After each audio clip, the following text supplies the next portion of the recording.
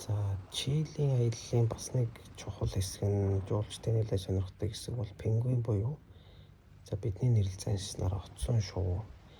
Дэлхийд нийтдээ нэг 18 зүйлийн оцсон шувуу амьдардаг гэж манай хэлсэн. Тэрний 15 нь Чилийн нутаг дэвсгэрт байдаг.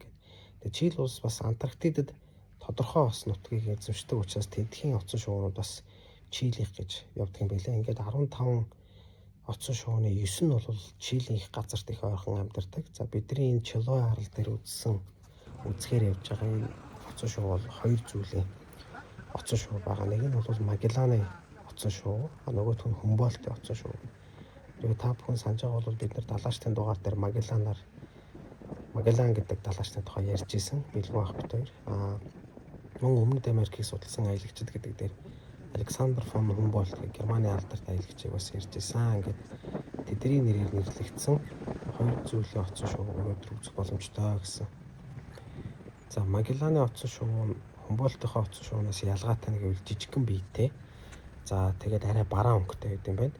За Humboldt-ийн оцсон шувуу нь бол арай том биетэй, илүү цайвар дуу. Тэгээд яг хушууныхаа хэсэгтээ бага зэргийн улаан судлуудтай байдгаараа ялгардаг юм байна. Тэгээд амьдрал нь их сонин.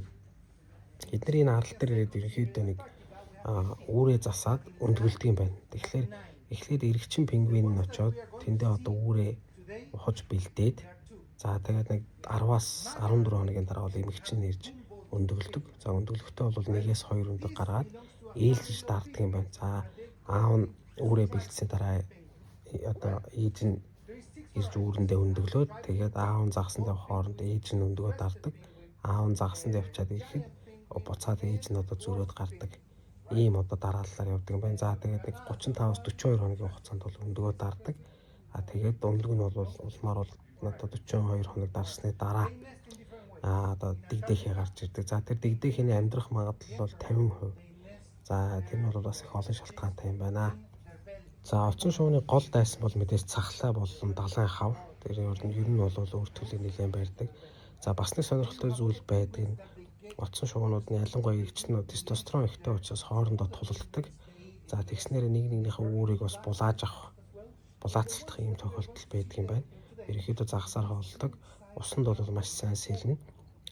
Тэгтээ далайн хавыгаа бол гүйцэтгэх юм байна. Далайн хав илүү эсвэл нэг алуурч айлан гэж ярьдаг шүү дээ. Орка бол хамаагүй хурдан сэлдэг учраас эргээсээ ер нь их холдоод байдаггүй. Ийм амт юм байна. За дэгдэг хэгийг нь бол хэрвээ хараа хяналтгүй байх бол цахлаа шувуу бас барьдаг. Ийм зүйл бас ажиглагдлаа. За бид нар өнөөдөр заваар явсан. За энэ арал дээр нэг 700 орчим пингвин буюу оцсон шувуу байгаа гэж манай аялал ахлагч маань хэллээ. За тэгээд өнөөдөр бол цагаагаар сайхан байсан учраас оцсон шувуунуудаа бол маш сайн харж чадлаа. Ер нь биднийг бас их азтай байлаа гэдэг жишээ. Яагаад тэгэхээр цагаагаар муу үед бол зарим тохиолдолд бас харахгүй байх. Тийм тохиолдол нэлээд байдаг юм байлаа. Тэгэхээр энэ тал дээр бол бид нар нэлээд азтай байсан. Гэхдээ оцсон шувуу бол иддэггүй юм байна. Одоо нөгөө байгаль хамгаалагч хуулиараа хамгаалчихсан байдаг учраас ерөөсөө хүнсэнд бол огт хэрэгэлдэггүй юм байна.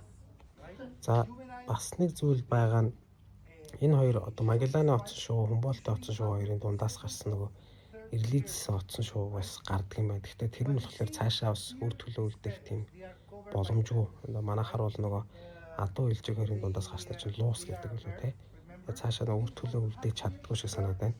Тэгэхээр бас тэрнтэй нэлээд төстэй тийм зүйл ажиглагддаг байдаг. Сүүл болон ер нь болчирхайнуудаас ийм тослог зүйл ялгаруулад тэр нь бас усанд хүүтэн усанд сэлэхт нь бас одоо өөрийг нь дааруулахгүй байх. Тийм зүйл зохилдлогоо бас пингвинд нэлээд ажиглагдсан. За биологч нь бас тэгж тайлбарласан. За энэ дээр бол пингвин яг энэ арал дээр нэлээд ирж үүрэлдэг. Ер нь Чилийн энэ арлуудад нэлээд ирж үүрлж өндөгөө засдаг. За тэгэхээр Аргентин, Эквадорын Галапагосын арлууд хүртэл энэ оцсон шувуунууд явдаг. За тэгээ оцсон шувуунуудыг бол тэгж ярьж байна биологчд нь. Ер нь бол хүүтэн усанд дуртай амьтан биш ээ. Ер нь аль болох бүлээн ус руу тэмүүлдэг юм аа гэсэн ийм тайлбарыг бол нэлээд өгч байна.